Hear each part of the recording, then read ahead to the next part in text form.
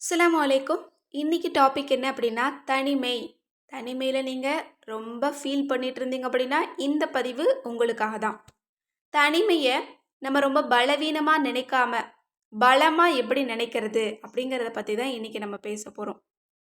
நம்ம கூட எவ்வளோதான் உறவுகள் இருந்தாலும் சில நேரங்களில் நம்ம தனிமையை ஃபீல் பண்ணுவோம் இல்லையா?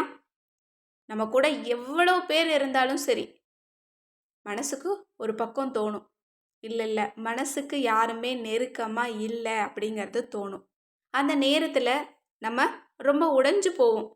இவ்வளோ பெரிய உலகத்தில் எனக்கு மட்டும் யாரும் இல்லை, நான் ரொம்ப தனிமையாக இருக்கேன், அல்லது என் கூட இத்தனை பேர் இருக்காங்க ஆனால் என்ன புரிஞ்சுக்க யாருமே இல்லை அப்படின்னு ஃபீல் பண்ணக்கூடியவங்க இருப்போம். ஒரே ஒரு விஷயத்தை மட்டும் நீங்கள் புரிஞ்சுக்கோங்க. தனிமை என்பது உங்களோட வாழ்க்கையை முடிக்கக்கூடிய விஷயமே கிடையாது. தனிமை என்பது உங்களை நீங்களே புரிந்து கொள்ள வேண்டிய விஷயம். தனிமை தான் பல நேரங்களில் மனிதனை ஆழமாக யோசிக்க வைக்குது. நம்மளை நாமளே புரிந்து கொள்றதுக்கு ஒரு வாய்ப்பும் கொடுக்குது. இந்த வாழ்க்கையில் சில நேரங்களில் மனுஷங்க நம்மளை விட்டு விலகலாம், நம்மளை புரிஞ்சு கொள்ளாமல் இருக்கலாம்.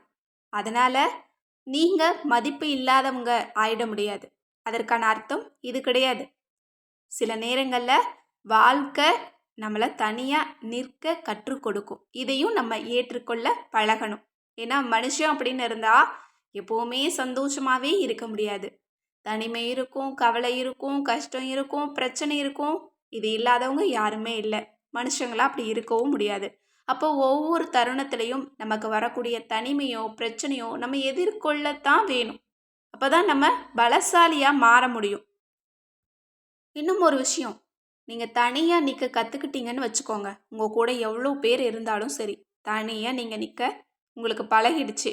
அதில் ஒரு பலத்தை நீங்கள் பார்த்துட்டீங்க அப்படின்னா உங்களை எதிர்க்க யாராலையும் முடியாது.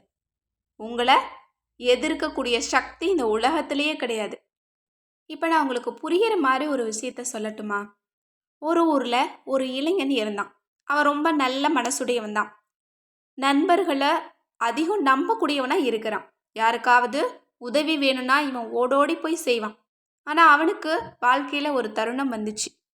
அவன் நம்பி இருந்த அவனோட நண்பர்கள் எல்லாமே அவனை விட்டு விலக ஆரம்பிக்கிறாங்க. இவனை ஏமாற்றவும் செய்கிறாங்க. அந்த இளைஞன் ரொம்ப மனசு உடைஞ்சு போய் அவனுக்குள்ளேயே ஒரு பெரிய கேள்வியை கேட்டுக்கிறான். நான் எல்லாருக்குமே நல்லவனாக தானே இருந்தேன், ஆனால் நான் இப்போது ரொம்ப தனிமையாக இருக்கேன், எனக்குன்னு இந்த உலகத்தில் யாருமே இல்லை அப்படின்னு. ஆனால் அவனோட வாழ்க்கையை மாற்றி யோசிக்க ஆரம்பித்தான். அந்த தனிமை அவனுக்கு மிகப்பெரிய பலத்தை கொடுத்தது.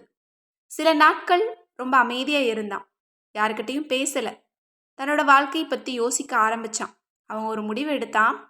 நான் மற்றவங்கள குறை சொல்லாமல் என்னோட வாழ்க்கையில் இருக்கக்கூடிய குறைகளை நான் சரி பண்ண கற்றுக்கணும் அப்படின்னு. என் வாழ்க்கையை நானே மாற்ற ஆரம்பிக்கணும், முயற்சி பண்ணணும் அப்படின்னு சொல்லி எழுந்து ஓட ஆரம்பித்தான். தனியாகவே உழைக்க ஆரம்பித்தான். புதிய புதிய விஷயங்களை எல்லாம் கற்றுக்கிட்டான். அவனோட லட்சியத்தை நோக்கி மெதுவாக நகர்ந்தான். சில நாட்கள் இல்லை, சில மாதங்கள் கழித்து பார்த்தா அந்த இளைஞன் ரொம்ப பெரிய ஒரு இடத்துல இருக்கான். ஒரு உயர்ந்த அந்தஸ்து, எல்லாருமே மதிக்கக்கூடிய ஒரு இடத்துல இருக்கிறான். அவனுக்கு கீழே நிறைய பேர் வேலைக்கு ஆட்கள் இருக்கிறாங்க.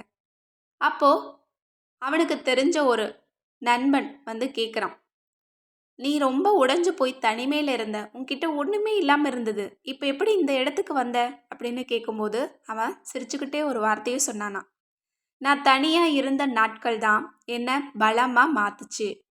இந்த உலகத்தில் ஒரு மதிப்புமிக்க ஒரு மனுஷனாக வாழணும்னு நான் லட்சியம் வச்சேன், அதில் இன்னைக்கு நான் ஜெயிச்சிட்டேன் அப்படின்னு சொன்னானா. நண்பர்களே, சில நேரங்களில் வாழ்க்கை நம்மளை தனியாக நிற்க வைக்கும். ஆனால் அது நம்மளுக்கு தண்டனை கிடையாது. ஒருபோதும் நீங்கள் அப்படி நினைக்காதீங்க.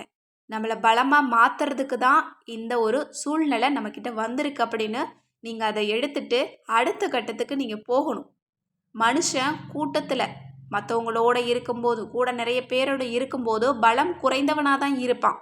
அதே அவன் தனியாக இருக்கும்போது நிறைய கற்றுக்குவான். அவன் இன்னும் பலசாலியாக மாறுவான். ஏன்னா அவனுக்கு அவன் மட்டும்தானே இருக்கான். அந்த நம்பிக்கை தான் ஒரு மனுஷனோட மிகப்பெரிய பலம்.